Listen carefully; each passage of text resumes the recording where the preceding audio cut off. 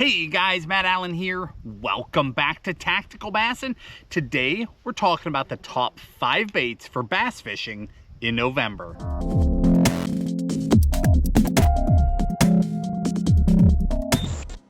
November is a great time to be out fishing. Now, as the month goes on, we will see some major shifts in bass behavior. You know, at the start of November, it's really part of the fall in terms of how the fish are operating, how they're eating, how aggressive they are. By the end of the month, in a lot of the country, you've really fallen into the winter pattern. So we'll see a major shift throughout the month. And as a result, we actually have 6 categories of baits here, not just 5. I slipped one extra one in just because there are so many variables this month. It also depends where you are in the country, right? If you're in the South, things will be much more mild than if you're up north. If you're up north, you are wrapping up your season most likely in November. But even in the South, we'll see huge weather changes, huge shifts in fish behavior. You're going to see, I mean, when I'm out on the boat, I have to have a sun shirt. I've got to have my coastal hoodie. I just pulled these out of my locker just to show you. My coastal hoodie. I've also got to have my puffer jacket on the boat at all times, all month long, because on any given day, I do not know what I'm going to face.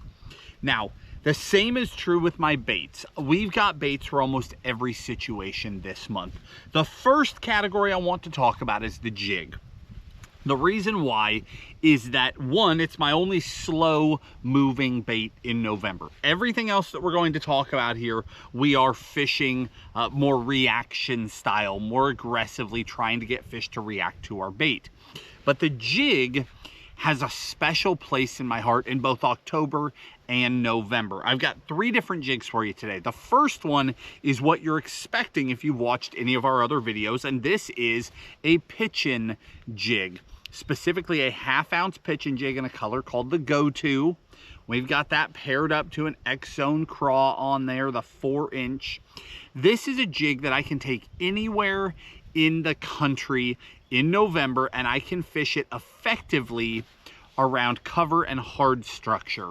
What I mean is that in almost the entire country, except the deep south, grass has really died back by now, and the fish have pulled to that harder structure, docks, laid down trees, things like that. And we can take a jig and fish those things really effectively. We're able to cover incredible amounts of water because the fish have narrowed themselves down. They've come out of the grass, they've come out of the pad fields, and they've gotten onto these isolated pieces of cover, and we can come right to them and make effective casts with the jig to catch those fish. Now, if you're in more of a highland reservoir situation, this is the month where my football jig comes out in a major way. I pick up that finesse football and I start fishing offshore structures. We'll see fish starting to gather on outside points, you know, long tapering points, pinch points where coves narrow down, things like that. But a football jig is such an effective way to catch those fish. The Dirty Jigs finesse football with a Yamamoto 5-inch double tail on the back of it is my favorite way to catch those fish. But if for whatever reason it just seems tougher than normal, maybe you're getting short strikes, it seems like your fish are getting conditioned, don't forget about this little gem right here. This is also from Yamamoto. This is called the 5-inch Hula Grub, where it's got sort of this skirting, but it's a rubberized skirting that is just molded onto the bait. You just put it on a football jig head. Very simple bait. I can't even tell you why it's so effective. I just know that through the years, I catch bigger fish more consistently on a true football jig. But when things tighten up and they're not eating it or they're short striking it, that Hula Grub takes over. It's an amazing 1-2 punch.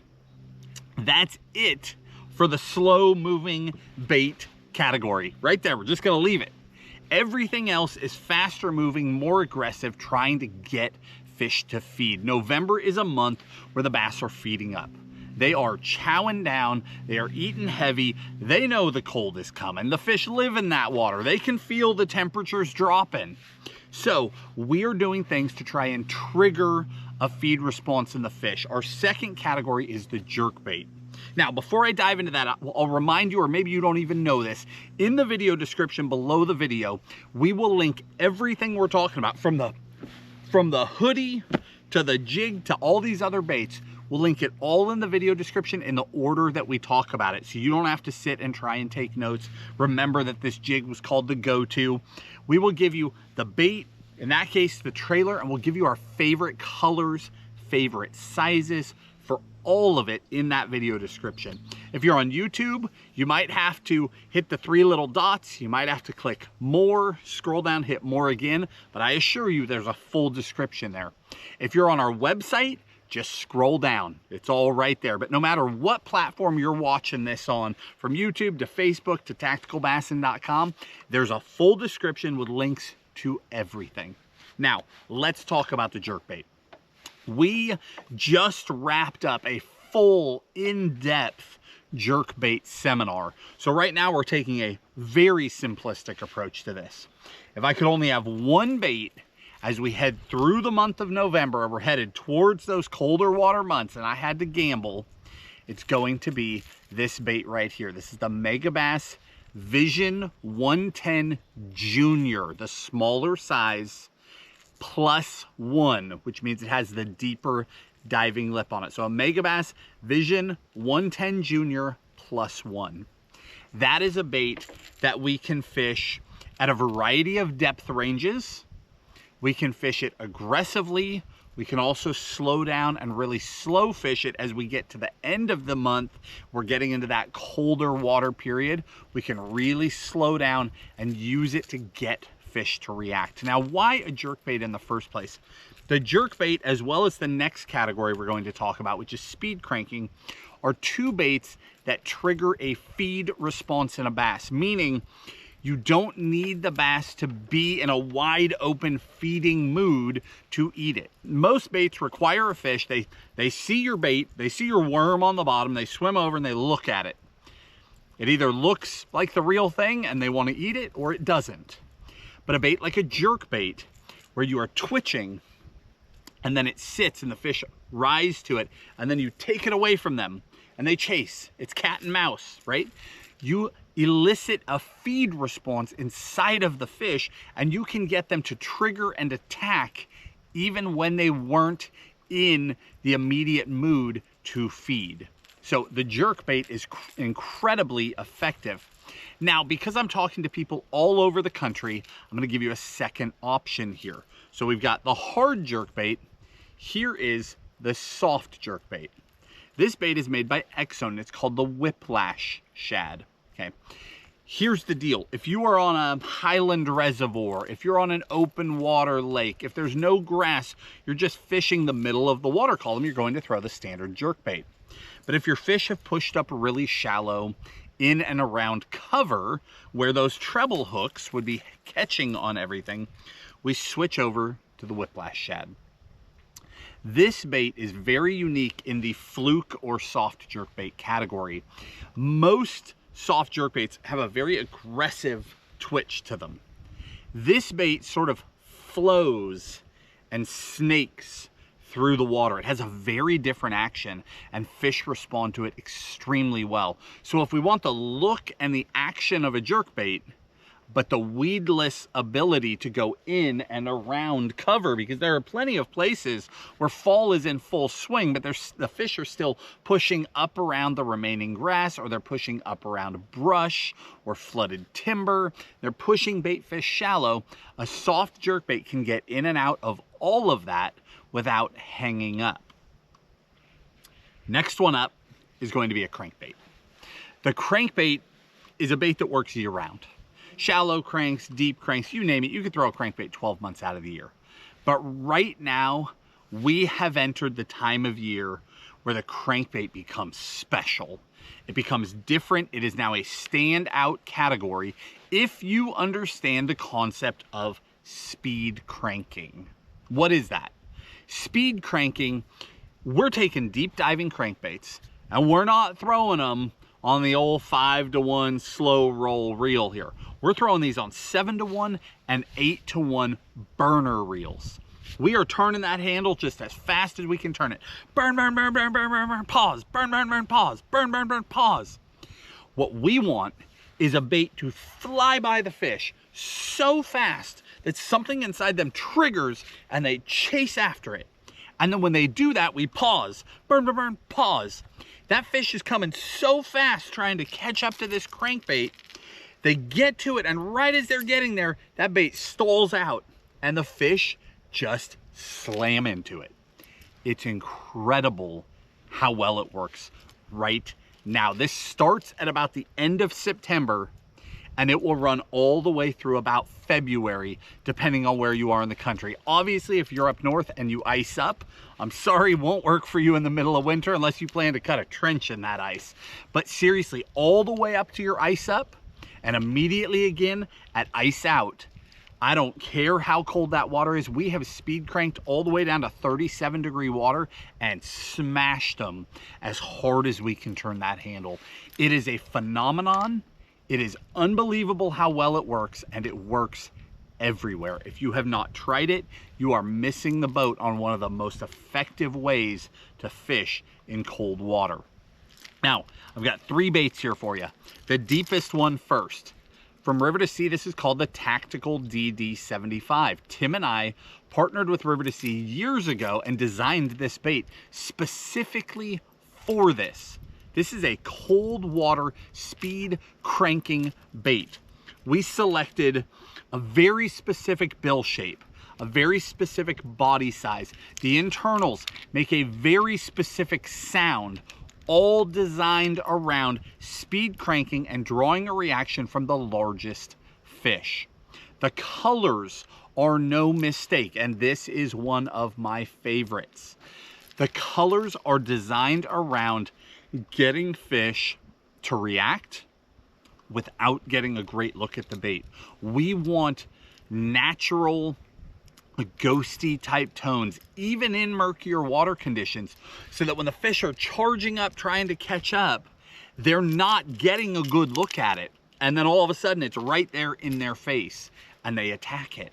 It's really an amazing system. But that first one, that Tactical DD75, is remarkable.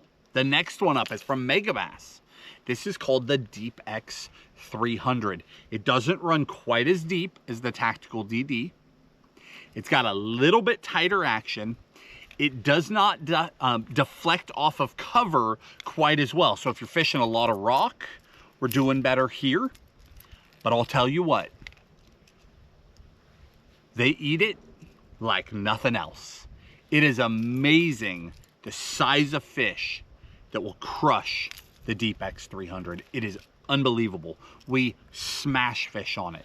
Remember, we designed this specifically for this, and we still throw this bait as well.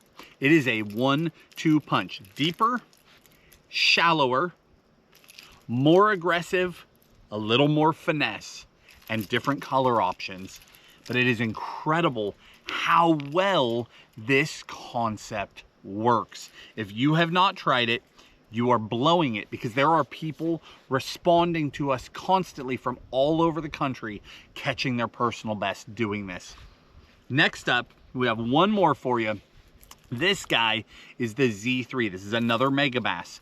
If the fish are shallower, because there are a lot of places in this country where fish will sit in like that 7 to 12 right on transitions, and that is so overlooked, and it's hard to crank with a traditional deep diving crankbait. But this little Z3 can get down really fast, and it's just a smaller profile, right?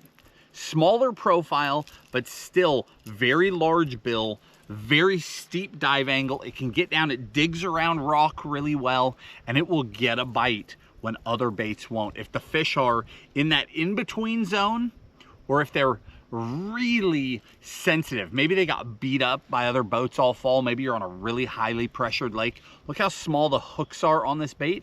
I'm able to drop all the way down to 8 to 10 pound line to fish that bait, and I can get bit when they won't eat anything else.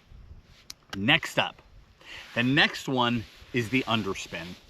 Okay, as we go through fall, you've probably noticed the trend that Tim and I throw exclusively swim baits with an underspin blade on them, unless we are in fisheries where there are no shad of any kind. Okay, when you go way up north, you'll get into a lot of fisheries that don't have shad, and you'll find that a bare swim bait still works really well. But if you are anywhere in the country where there are shad, where the bass are actually collecting the bait fish and balling them up, and the bait fish are grouping up, adding a blade to your swim bait makes all the difference in the world. See, when there are thousands of bait fish pushed into a cove and you throw a swim bait in there, you're just one of the thousands. But when you add a blade, it does three things. It adds vibration, it adds flash, and then the one that I think people really don't understand is it adds a bubble around the bait. And what I mean by that is we're trying to get the fish's attention. So by adding, we've got a swim bait, which has great primary action, and the fish will come and they'll eat that. But when we add the blade, we add the vibration of the blade coming through the water, and they feel it. So that the distance that they're willing to travel to get your bait or to even notice your bait is now larger. We add flash, which is the same thing. It will pull them from farther. And then the bubble, what I mean by that is if they're actually actively on bait fish, they've got bait fish corralled into a pocket somewhere, and you throw an underspin into the mix, the other bait fish, the shad that are there, try to get away from it. I don't know the science behind that, but my assumption is they're all just trying to be one of the thousands and not get noticed so somebody else gets eaten. And when there's one that's standing out from the crowd with that blade whirring, they all get away from it. We didn't really notice it until the advent of forward-facing sonar. But once you had a clear picture of what was going on around the boat, you would throw a bait near a bait ball and you'd actually see the bait fish move away from it. And there's like an 18-inch bubble around your bait. So a bass will come up into a bait ball, and right in the middle is an open space with a single minnow in it, and that is your bait. Which one do you think they take the shot at every time? That little underspin blade changes things. You will get more bites, you will get bit more often, and you will catch bigger fish this time of year if your swim bait has a blade on it when you are around shad. Now, these two heads, we designed both of these with dirty jigs. This is the Tactical Mini underspin. It has a 1/0 heavy wire hook in it. So regardless of the head size, from 1/8 all the way up to 3/8, there are 4 sizes. They all have the same 1/0 heavy wire in them. You can pair that up to a variety of smaller swim baits. You can fish it on 6-pound line if you need to finesse, but because it is heavy wire, you can go all the way up to 12-pound and you will not bend it out. So you can do so many different things with it. Now up from that, we have our standard underspin, the underspin series. Here you go 3/8 all the way up to 3/4. And you have different hook size options at every size. So if you want to pair it up specifically, you want a 3/0 or a 4/0 or a 5/0 hook, you have those options in the series. Whereas in that guy there, you just have the one size. And again, I'll link both of those in the video description so that you can perfectly pair up to whichever swim bait you want to throw, and we'll give you our recommendations as well. Next one up is going to be the minnow. It is strolling, pinging a minnow, the jigging minnow, whatever you want to call it. The Damiki rig, there's the original name. Taking a minnow type bait and shaking it in the water column is unbelievably effective year-round, with or without modern electronics. Forget the arguments about forward-facing sonar. Whether you've got 5 screens on your boat or you have no screens, don't let that have any impact on whether or not you are fishing minnow baits in November, because fish are eating them. They eat them just as effectively with the most advanced electronics in the world, and for the guy walking the shoreline, casting out into a pond or a lake blindly, it works the same for both. It is an incredible option. I have 2 minnow baits for you. The first one from Hog Farmer is the Stroll Shad, and the second one from Rapala is the freeloader.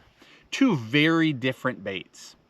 The stroll shad is our more natural presentation. If you're on a fishery where the fish get pressured, blueback herring fisheries is a prime example. This bait right here, it's mind-blowing how well it works. You put that on a little guppy head, it's got that perfect rolling action. It's that perfect balance where it's got a bunch of roll, it's got great action, but it's not exaggerated, it's not too much. It's amazing how many fish I catch on that. And then the freeloader on our fisheries that are a little bit murkier, where we're doing more power type fishing, we're fishing on heavier line, the freeloader's got a really good rock and roll to it. It's a little more aggressive, and we catch them really well on that bait as well. But regardless of your specific choice, do not forget the minnow in November. Throw some of those more aggressive options, and then as the water is cooling, don't forget to slow down and go to those more natural, subtle profiles. It'll amaze you how many more bites you get. And then our very last category is topwater. And I've divided this category into two. The main bait is a walking bait. This is the last month where we can really stay on a good topwater bite in a lot of the country. The guys up north, that ship might have sailed for you by now. I'm sorry if it has. It'll be back in spring. But in most of the country, you can still get on a really good topwater bite because these fish really are just keyed up on bait fish right now. Two different baits here, baits that we've talked about since the middle of summer. Here we've got from Rapala, we've got the Jowler, which is a hard cutting, very aggressive, very loud topwater bait. If your fish are pushing bait fish, that will get their attention. This one from Megabass, this is the Giant Dog X. This is actually a color that Tim and I collaborated on. We have fallen in love with this bait over the last few years, and it is not a new bait. This bait has been on the market a really long time, but it has had new life breathed into it the last few years. Tim and I fell in love with this thing. What we discovered is that it's a bait that, it's a walk the dog bait, but it's more subtle than most walk the dog baits. And on those calm mornings, or if the fish have pushed bait back into a pocket, if I'm in a situation where it's loud, open water, there's big waves, you want an aggressive bait to get the fish's attention and draw them to you. But if you get into a calm environment or a quiet environment, a bait that's too loud or too overbearing just pushes fish. And you need the opposite. And that is where that Giant Dog X shines. It is a more subtle walking bait, and it will crush them. Even when they're leery of committing to the surface, they'll take a shot at that specific topwater. And again, we collaborated with Megabass this year. We had a video explaining that entire collaboration. If you missed it, try to go back and find that one. If there's room in the video description, I'll link it for you as well. But we designed 3 colors with them that we felt like were really missing from that Giant Dog X lineup that just opened the doors to fish it naturally. This is Spotlight Shad. That's one of them.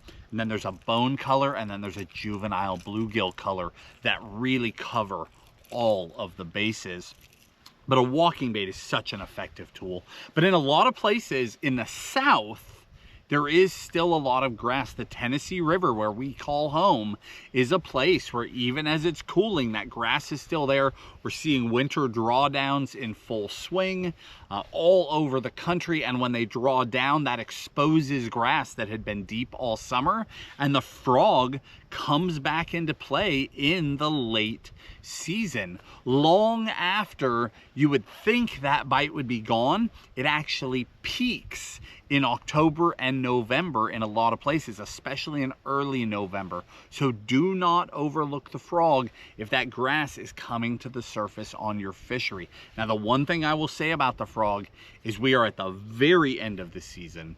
Your fish have seen a lot of bait. So if you are throwing the frog, I'm focused entirely on smaller, more natural baits. This is the Jackal Kiara. It is a very small, very natural frog, and I throw it in one of the glitter colors, glitter bluegill or glitter hasu. They're just very natural looking baits that will get a bite when fish have turned off of almost everything else. They'll come up and bump at baits, but they won't commit to them. You go to that Kiara in a natural color, they'll smash it. If your fish aren't that picky, Spro Bronzeye 65. Such an effective bait, but again, one of the really natural ghosty colors is what I'm going to be throwing right here as we're wrapping up that topwater season right to the bitter end. You're gonna see me throwing those really natural frogs, and I'll link those exact colors in the description for you. Guys, this is an amazing month to be on the water. Don't waste it. Get out there. Hopefully, if you're up north, you haven't winterized your boat yet, you can get out there a couple more times. If you're in the south, take the opportunity because the fish are still feeding aggressively. We're gonna follow them as we head towards that winter transition, and we'll just keep right on catching them through winter. Guys, if you enjoyed the video, hit the like button, subscribe to the channel, and we'll talk to you soon.